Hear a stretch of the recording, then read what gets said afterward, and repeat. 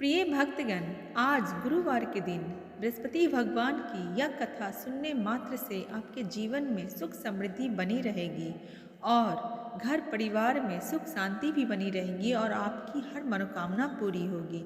गुरुवार की यह व्रत कथा आप पूरी सुने। इस कथा के अनुसार भारतवर्ष में एक प्रतापी राजा राज्य करता था। वह नित्य गरीबों और ब्राह्मणों को सहायता करता था। यह बात उसकी रानी को कभी अच्छी नहीं लगती थी, क्योंकि रानी ना ही गरीबों को दान देती थी और ना ही वह भगवान का पूजा किया करती थी और राजा को भी दान पुण्य करने से मना करती थी। एक दिन जब राजा शिकार खेलने को वन में गया तो रानी महल में अकेली थी। उसी समय बृहस्पति देव साधु के वेश में राजा के महल में भिक्षा मांगने गए और रानी से भिक्षा मांगी तो रानी ने भिक्षा देने से इनकार कर दिया और कहा, हे साधु महाराज, मैं तो दान पुण्य से तंग आ गई हूँ। मेरा पति सारे धन लुटाते रहते हैं। मेरी इच्छा है कि हमारी धन नष्ट हो जाए और न फिर रहेगा बांस न बजेगी बांसुरी। साधु ने कहा, देवी तुम तो बड़ी विचित्र हो। धन संतान तो सभी चाहते हैं, पुत्र और लक्ष्मी तो पापी के घर भी होना चाहिए। यदि तुम्हारे पास अधिक धन है तो भूखों को भोजन दो, प्यासों को पानी पिलाओ, मुसाफिरों के लिए धर्मशाला खुलवाओ। जो निर्धन है, अपनी कुंवारी कन्याओं का विवाह नहीं कर सकते, उनका विवाह कराओ। ऐसे और भी कई काम हैं जिनके करने से तुम्हारे यश लोक परलोक में फैलेगा। परंतु रानी पर इस उपदेश का कोई प्रभाव नहीं पड़ा। वह बोली, महाराज आप मुझे कुछ न समझाए। मैं ऐसा धन नहीं चाहती जो हर जगह बांटती फिरूं। साधु ने उत्तर दिया, यदि तुम्हारी ऐसी इच्छा है तो तथास्तु। तुम ऐसा करना कि बृहस्पति को अपने घर को लीप कर पीली मिट्टी से अपने सिर धोकर स्नान करना, भट्ठी चढ़ाकर कपड़े धोना। ऐसा करने से आपका सारा धन नष्ट हो जाएगा। इतना कहकर वह साधु महाराज वहाँ से आलोप हो गए। साधु के अनुसार कई बातों को पूरा करते हुए रानी को केवल 3 बृहस्पतिवार ही बीते थे कि उसकी समस्त धन संपत्ति नष्ट हो गई। भोजन के लिए राजा का परिवार तरसने लगा। तब एक दिन राजा ने रानी से बोला कि हे रानी, तुम यहाँ रहो, मैं दूसरे देश को जाता हूँ, क्योंकि यहाँ पर तो मुझको सब लोग जानते हैं। इसलिए मैं यहाँ कोई छोटा काम या धंधा करके भी अपनी जीविका नहीं चला सकता। ऐसा कहकर राजा प्रदेश चला गया। वहाँ वह जंगल से लकड़ी काट कर लाता और शहर में बेचता। इस तरह वह अपना जीवन व्यतीत करने लगा। उधर राजा के प्रदेश जाते ही रानी और दासी दोनों दुखी रहने लगी। एक बार जब रानी और दासी को 7 दिन तक बिना भोजन के रहना पड़ा तो रानी ने अपनी दासी से कहा, हे दासी, पास ही के नगर में मेरी बहन रहती है। वह बड़ी धनवान है। तू उसके पास जा और कुछ लेके आ ताकि थोड़ी बहुत गुजर बसर हो जाए। दासी रानी के बहन के पास गई। उस दिन गुरुवार का दिन था और रानी की बहन उस समय बृहस्पतिवार व्रत की कथा सुन रही थी। दासी ने रानी की बहन को अपनी रानी का संदेश दिया, लेकिन रानी की बड़ी बहन ने कोई उत्तर नहीं दिया। जब दासी को रानी की बहन से कोई उत्तर नहीं मिला तो वह बहुत दुखी हुई और उससे क्रोध भी आया। दासी ने वापस आकर रानी को सारी बात बता दी। सुनकर रानी ने अपने भाग्य को कोसना शुरू कर दिया। उधर रानी की बहन ने सोचा कि मेरी बहन की दासी आई थी, परंतु मैं उससे कुछ नहीं बोली क्योंकि मैं उस समय बृहस्पति भगवान की कथा सुन रही थी, तो इससे वह बहुत दुखी हो गई होगी। कथा सुनकर और अपनी पूजा को समाप्त करके वह अपनी बहन के घर आई और कहने लगी, हे बहन, मैं बृहस्पतिवार का व्रत कर रही थी। तुम्हारी दासी मेरे घर आई थी, परंतु जब तक कथा पूरी नहीं होती तब तक उस कथा में नहीं उठते और ना ही कुछ बोलते हैं, इसलिए मैं नहीं बोली। और कहो बहन, दासी को तुमने क्यों भेजा था? रानी बोली, बहन, मैं तुमसे क्या छिपाऊं, हमारे घर में खाने तक को अनाज नहीं था। ऐसा कहते कहते रानी की आंखें भर आई। उसने दासी समेत पिछले 7 दिनों से भूखे रहने तक की बात अपनी बहन को बता दिया। पूरी बात अपनी बहन को विस्तार से बताया। रानी की बहन बोली, देखो बहन, भगवान बृहस्पति देव सबकी मनोकामनाओं को पूर्ण करते हैं। देखो, शायद तुम्हारे घर में ही अनाज रखा हो।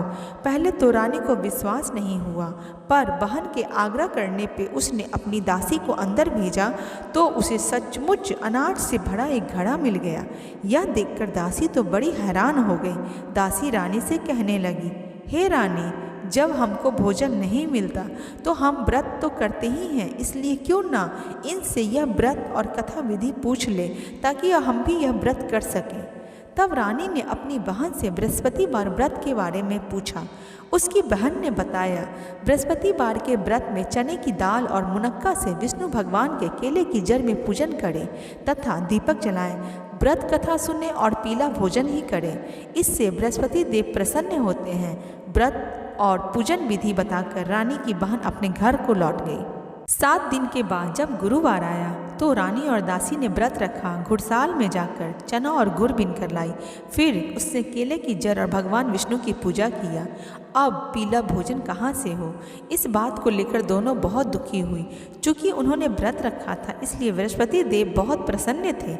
इसलिए वह एक साधारण व्यक्ति के रूप में आए और 2 थाली में सुंदर पीला भोजन दासी को दे गए। भोजन पाकर दासी प्रसन्न हुई और फिर रानी के साथ मिलकर भोजन ग्रहण किया। उसके बाद वह सभी गुरुवार को व्रत और पूजन करने लगी।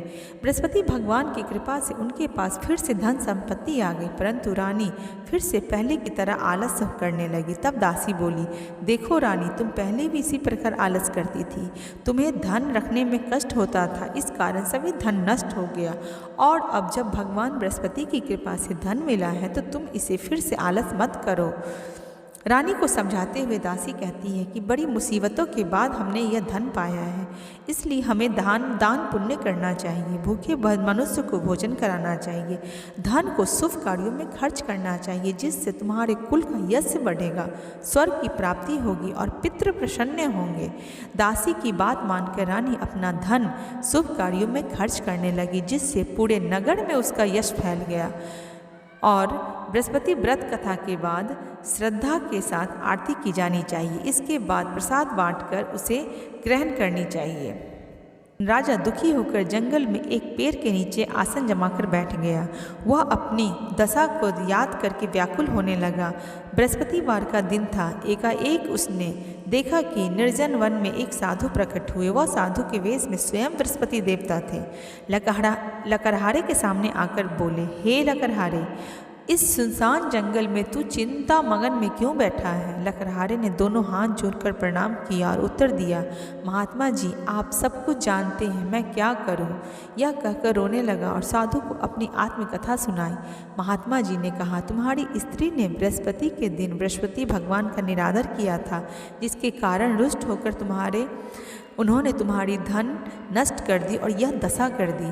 अब तुम चिंता को दूर करके मेरे कहने पे चलो और तुम्हारे सब कष्ट दूर हो जाएंगे और भगवान पहले से भी अधिक संपत्ति देंगे। तुम बृहस्पति के दिन कथा किया करो, 2 पैसे की चना और मुनक्का लाकर उसका प्रसाद बनाओ और शुद्ध जल से लोटे में शक्कर मिलाकर अमृत तैयार करो। कथा के पश्चात अपने सारे परिवार को और सुनने वाले प्रेमियों में अमृत और प्रसाद बांटकर आप भी ग्रहण किया करो। ऐसा करने से भगवान तुम्हारी सभी का मनोकामनाएं पूर्ण करेंगे। साधु के ऐसे वचन सुनकर लकड़हारा बोला, हे प्रभु, मुझे लकड़ी बेचकर इतना पैसा कहाँ मिलता जिससे भोजन के उपरांत कुछ बचा सकूं? मैंने रात्रि में अपनी स्त्री को व्याकुल देखा है, मेरे पास कुछ भी नहीं जिससे मैं उसकी खबर मंगा सकूं।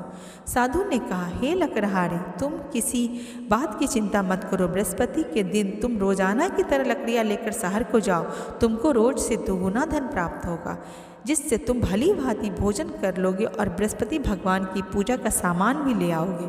इतना कहकर साधु अंतर्ध्यान हो गए। धीरे धीरे समय व्यतीत होने पर फिर वही बृहस्पतिवार का दिन आया। लकड़हारा जंगल से लकड़ी काटकर किसी शहर में बेचने गया। उसे उस दिन और सभी दिनों से अधिक पैसा मिला। राजा ने चना, गुड़ आदि लाकर गुरुवार का व्रत किया। उस दिन से उसके सभी क्लेश दूर हो गए, परंतु जब दोबारा गुरुवार का दिन आया तो बृहस्पतिवार का व्रत करना वह भूल गया। इस कारण बृहस्पति भगवान उस पर नाराज हो गए। उस दिन उस नगर के राजा ने विशाल यज्ञ किया और यज्ञ का आयोजन करते हुए शहर में यह घोषणा करा दी कि कोई मनुष्य अपने घर भोजन ना करे, ना ही अग्नि जलावे। समस्त जनता मेरे यहाँ भोजन करने आवे। जो इस आज्ञा का पालन नहीं करेगा उसे फांसी पर लटका दिया जाएगा। इस तरह की घोषणा संपूर्ण नगर में करवा दी गई। राजा की आज्ञा अनुसार शहर के सभी लोग भोजन करने आए, लेकिन लकड़हारा कुछ देर से पहुंचा, इसलिए राजा उसको अपने साथ घर लिवा गए और उसे भोजन करा रहे थे कि रानी की दृष्टि उस खूंटी पर पड़ी जिस पे उसका हार लटका हुआ था। वह वहाँ पर दिखाई नहीं दिया। तब तो रानी ने सोचा कि इसी मनुष्य ने मेरा हार चुरा लिया है। उसी समय सिपाहियों को बुलाकर उसे कारागार में डाल दिया गया। जब लकड़हारा कारागार में पड़ गया और बहुत दुखी होकर विचार करने लगा कि न जाने यह मेरे किस जन्म का दुष्कर्म है जिससे मुझे यह सजा मिल रही है, और उसी समय साधु को याद करने लगा जो जंगल में मिला था।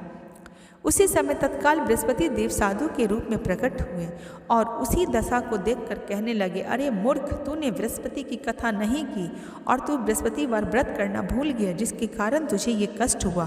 अब चिंता मत करो, अब कल ही बृहस्पतिवार है और बृहस्पतिवार के दिन कारागार के दरवाजा पे तुमको 4 पैसे मिलेंगे, उनसे तू बृहस्पति की पूजा करना, तेरे सभी कष्ट दूर हो जाएंगे। बृहस्पति के दिन उसे 4 पैसे मिले। लकड़हारे ने कथा कही। उसी रात्रि को बृहस्पति देव ने उस नगर के राजा को स्वप्न में कहा कि हे राजा, तुमने जिस आदमी को अपने कारागार में बंद किया है हार चुराने के जुर्म में, वह व्यक्ति निर्दोष है, वह राजा है, उसे छोड़ दो। रानी का हार तो उसी खूंटी पर लटका हुआ है। अगर तू ऐसा नहीं करेगा तो मैं तेरा राज्य नष्ट कर दूंगा। इस तरह रात्रि के स्वप्न को देखकर राजा प्रातःकाल उठा और खूंटी पे जब हार देखा तो उसने लकड़हारे को बुलाकर क्षमा मांगी और लकड़हारे के योग्य उसे सुंदर वस्त्र आभूषण देकर विदा कर दिया। बृहस्पति देव की आज्ञा अनुसार लकड़हारा अपने नगर को चल दिया। राजा जब अपने नगर के निकट पहुंचा तो उसे बड़ा आश्चर्य हुआ। नगर में पहले से अधिक बाग, तालाब, कुएं, बहुत सी धर्मशाला, मंदिर आदि बनी हुई थी। राजा ने पूछा, यह किसका बाग और धर्मशाला है? तब नगर के सब लोग कहने लगे कि यह सब रानी और बांदी के हैं। तो राजा को आश्चर्य हुआ और गुस्सा भी आया। जब रानी ने यह खबर सुनी कि राजा आ रहे हैं तो उन्होंने बांदी से कहा कि हे दासी, देख, राजा हमको कितनी बुरी हालत में छोड़ के गए थे। हमारी ऐसी हालत देखकर वो लौट ना जाए, इसलिए तू दरवाजे पे खड़ी हो जा। आज्ञा अनुसार दासी दरवाजे पे खड़ी हो गई। राजा आए तो उन्हें अपने साथ लिवा गई। तब राजा ने क्रोध करके अपनी रानी से पूछा कि यह धन तुम्हें कैसे प्राप्त हुआ? तब उन्होंने कहा, हमें यह सब धन बृहस्पति देव के व्रत करने के प्रभाव से प्राप्त हुआ है। राजा ने निश्चय किया कि 7 रोज बाद जो सभी बृहस्पति देव का पूजन करते हैं, परंतु मैं प्रतिदिन दिन में 3 बार यह कहानी कहूँगा और रोज़ व्रत किया करूँगा। अब हर समय राजा के दुपट्टे में चने की दाल बंधी रहती और दिन में वह 3 बार कहानी कहा करते थे। एक रोज़ राजा ने विचार किया कि चलो अपनी बहन के यहाँ से हो आवे। इस तरह निश्चय कर राजा घोड़े पर सवार हो अपनी बहन के यहाँ को चलने गए। मार्ग में उसने देखा कि कुछ आदमी एक मुर्दे को लेकर शमशान को जा रहे थे। वह उन्हें रोककर राजा कहने लगे कि अरे भाइयों, मेरी बृहस्पति देव की कथा सुन लो। वह बोला, लो, हमारा तो आदमी मर गया है और इसको अपनी कथा की पड़ी है। परंतु कुछ आदमी बोले, अच्छा कहो, हम तुम्हारी कथा अभी सुनेंगे। राजा ने दाल निकाली और जब कथा आधी हुई तो मुर्दा हिलने लगा और जैसे ही कथा समाप्त हुई तो वो राम राम करके उठ खड़ा हुआ। आगे मार्ग में फिर बढ़ा तो उसे एक किसान खेत में हल जोतता हुआ मिला। राजा ने उसे देख अपनी कहानी सुनाने चाहिए तो वह बोला, अरे भैया, तुम मेरी बृहस्पतिवार की कथा सुन लो। किसान बोला, जब तक मैं तेरी कथा सुनूंगा तब तक मैं 4 हरैया जोत लूँगा, जा अपनी कथा किसी और को सुनाना। इस तरह राजा आगे चलने लगा। राजा के हटते ही बैल पछाड़ खा के गिर पड़ा और किसान के पेट में बड़ी जोर से दर्द होने लगा। उसी समय उस किसान की माँ रोटी लेकर आई। उसने जब देखा तो अपने पुत्र को इस हाल में सारी बातें पूछी। बेटे ने सभी हाल कह दिया तो बुढ़िया दौड़ी दौड़ी उस घुड़सवार राजा के पास पहुंची और उससे बोली, मैं तेरी कथा सुनूंगी, अपनी कथा मेरे खेत पर चलकर ही कहना।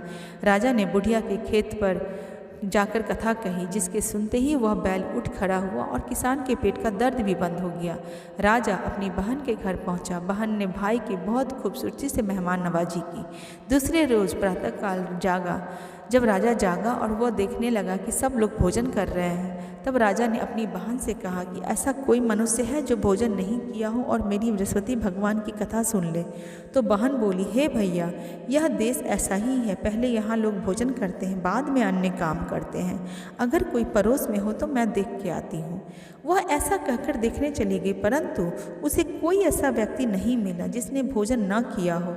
अतः वह एक कुम्हार के घर गई जिसका लड़का बहुत दिन से बीमार था। उसे मालूम हुआ कि वह 3 रोज से उसके घर वालों ने कोई भोजन नहीं किया है। रानी ने अपने भाई की कथा सुनने के लिए कुम्हार से कहा। वह तैयार हो गया। राजा ने वहाँ जाकर बृहस्पति की कथा कही, जिसको सुनकर उसका लड़का ठीक हो गया। अब तो राजा की सब प्रशंसा करने लगे। एक रोज़ राजा ने अपनी बहन से कहा कि हे बहन, हम अपने घर को जाएंगे, तुम भी हमारे साथ चलो।